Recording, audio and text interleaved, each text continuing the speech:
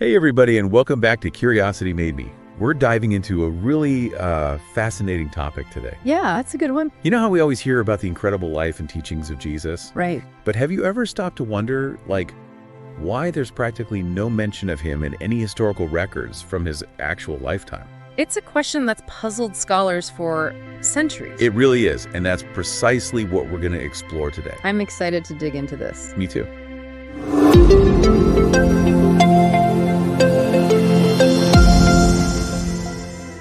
We're going to be looking at an excerpt from this piece titled, Why History Almost Forgot Jesus, a tale of timing, truth, and transformation. Catchy title? It is, right, and it really gets to the heart of the mystery. So, if Jesus was such a pivotal figure, why did history seem to almost miss him? Well, one of the things this excerpt really emphasizes is just how bustling and chaotic first century Jerusalem was. Seriously, imagine Times Square on New Year's Eve, but with 10 times the religious and political fervor. Yeah, it was a nonstop whirlwind of activity, packed with preachers, prophets, you name it. Each one claiming to have the answer, the truth. It makes you wonder how anyone stood out in that kind of environment. It would be like trying to get your voice heard in the middle of a rock concert. Exactly, and that's one of the points the source makes. Jesus, at the time, wasn't exactly leading massive rallies or making headline news. Right. It wasn't a Kanye situation at all. His ministry was more about connecting with smaller, dedicated groups. Yeah, definitely more intimate gatherings and personal connections. You know, it's important to remember that back then, there was no internet, no social media. So no going viral overnight. Exactly. Yeah. Ideas spread much slower, primarily through personal interactions and word of mouth. Okay, that makes sense. But if his following was initially pretty small and his teaching spread gradually, how did his message eventually reach, a global audience? Well, that's where Paul comes in. Ah, yes. The Apostle Paul. I know many of our listeners are already familiar with Paul, especially his letters. Right, but think about this. He was basically instrumental in taking Jesus' teachings beyond that initial Jewish audience. Oh, interesting. So he kind of bridged the gap, so to speak. Exactly.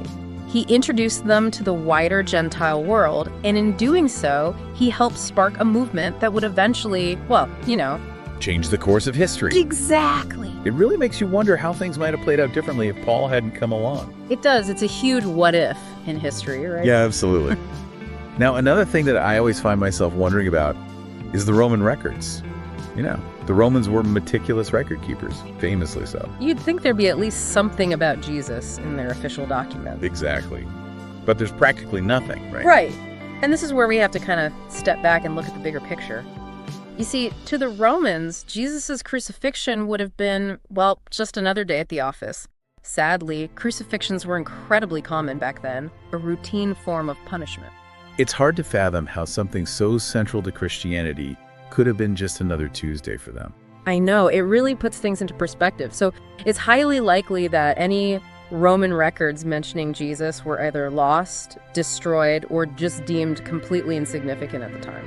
Lost in the bureaucratic shuffle, huh? Exactly. Imagine some Roman clerk filing a report about this preacher from a distant province. It wouldn't exactly have set off alarm bells back in Rome, would it? Probably not.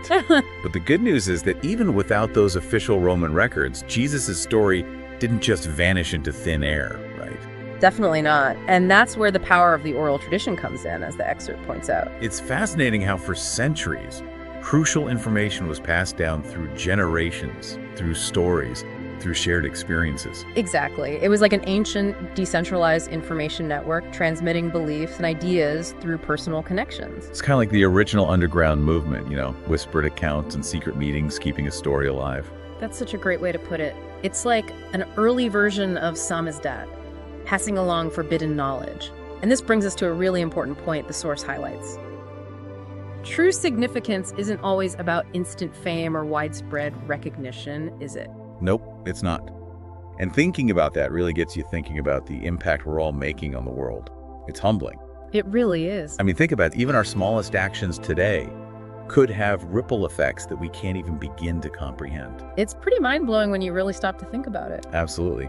So as we wrap up our deep dive today, I think we're left with a question that's really worth pondering.